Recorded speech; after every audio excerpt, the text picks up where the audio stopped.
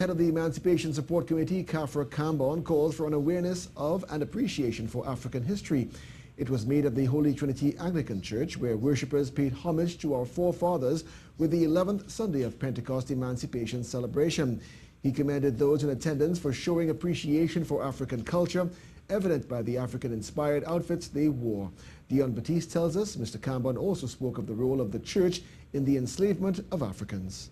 Kambon says he feels at home in any place of worship, regardless of denomination. He recalls his time as a student of Trinity College, specifically days when he, along with the other students, were made to don their green blazers and head to the cathedral for Mass. Mr. Kambon says it was around that time that he experienced a change in his perspective on religious issues. But I learned from history of all the destruction that had been caused by religious conflict. Or let me say this, I don't think it was religious at all. I think it was conflict in the name of particular religious faiths. He questions the information being shared in our history books, as he says, contrary to popular belief, Europeans were not the first to practice Christianity.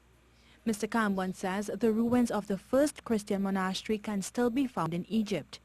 He believes that culture directly influences the way we worship. Because culture has a lot to do with the way in which we express our relationship with the divine.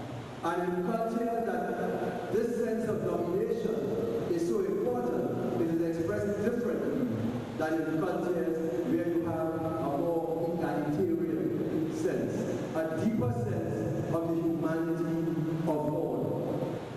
Kambon says many of our regional religious scholars were educated at Codrington College in Barbados, which was a slave plantation owned by the church. He says these God-fearing Christians seem to have no issue with kidnapping and enslaving Africans. So there's no contradiction between religion and the enslavement, man enslaving his fellow man. And that is just one of the realities of history.